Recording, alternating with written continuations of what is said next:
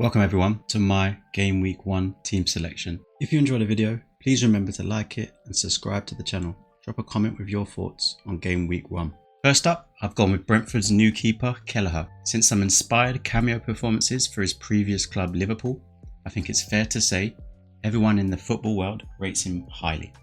At 4.5 million, he's a great price amongst the steep increase to most keepers this season, and while there have been mass changes at Brentford, with Frank and Burmo and possibly Wissa departing, I'm picking Kelleher to be a consistent performer, regularly picking up save points and a few clean sheets along the way.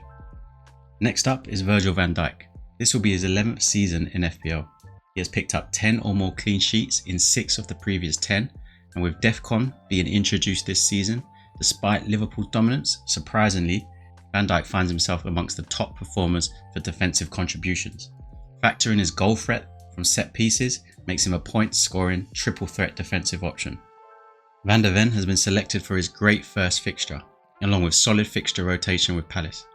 Whilst he did not play enough games to really consider his DEFCON points, with his blistering speed and ability to make recovery runs, I expect him to be up there. Diouf makes his way into the team.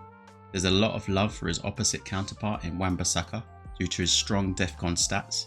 However, having been linked with Palace for the past year, I've managed to see a lot of Diouf, including the brilliant performance he put in against England when playing for Senegal.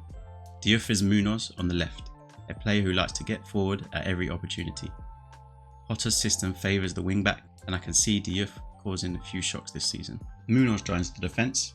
It was a toss-up between 3 players for this spot: Richards, Munoz and Lecroix. Richards is great for DEFCON, he gets his head to almost everything. Lecroix is your safe, boring pick for consistent returns in DEFCON points, but Munoz is the exciting pick.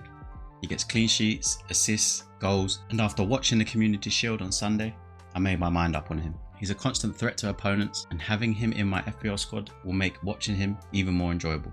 Finally, Esteve, a 4 million pick from a Burnley side who I expect to try and be defensively solid this season. Moving on to midfielders and starting with the obvious pick, and my captain for Game Week 1, Mo Salah, who has Bournemouth at home. Salah remains a top tier asset and fully earns his premium price. Last season, he recorded an expected goal involvement of 24.7, with ownership hovering around 50%. Going without him at the start of the season is a major risk. He of course retains penalty duties for Liverpool, adding even more value to his appeal. Back to the Community Shield with Palace, and Sar's picked after a goal and assist in the game against the champions. Whilst his price has risen, there's still value to be had from the 6.5 million midfielder. He's a guaranteed starter in a forward role for Palace, picking up 8 goals and 7 assists in his first season back in the Premier League. I fully expect Sar to kick on and improve those figures with an XGI of 0.6. He's up there with the premium players. Palmer's up next, and he had a great end to the season, winning the Club World Cup. Or was it a great start? Anyway, he looks back to his best, scoring 2 brilliant goals, with the second a sublime fake pass before slotting the ball past Donnarumma. With a great fixture run to start, he's my pick ahead of Saka for this very reason. My 4th midfielder is currently Bruno Fernandes. A frustrating last 2 seasons for him, yet he still managed to pick up 166 and 174 points in a struggling United team who could not score goals. With a new front 3 of Mbeumo, Cunha and Sesko, I see Bruno picking up a number of assists, penalties and now DEFCON points.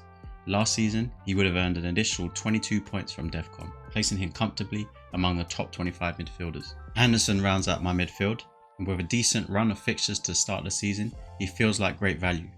Last season, he chipped in with 2 goals and 6 assists, but what really stands out is his C-bit. He hit that mark in 55% of his games, and with over 33 appearances, that translates to over 16 matches where he earned at least 2 extra points. That's essentially an extra 32 points, the same as scoring 6 more goals. At just 5.5 million, that kind of consistency makes Anderson look like a real bargain. Finally, the strikers. Watkins comes in as a must. He has a great run of fixtures to start the season with only Newcastle from the top 6 in the first 8 games. And with no competition up top, you expect him to start week in, week out. Reason to keep costs down. I don't know how you pronounce it. He's sure to start for Sunderland. I'm unlikely to start him in many games, but there's a potential start for him in Game Week 2 when Sunderland play Burnley. Last but not least, João Pedro. If you watch the Club World Cup, it's obvious to see why he's so highly owned at a whopping 56.5% as it currently stands. But does he really start week in, week out for Chelsea? For the first few games, I expect so. If he continues his form from the summer, it's his spot to lose. A safe pick that won't see you rank highly, but could see you lose rank drastically if he starts red hot and you don't have him. So that's it for this video. Thanks for watching. Let me know your thoughts on this team and what would you change. See you in the next one.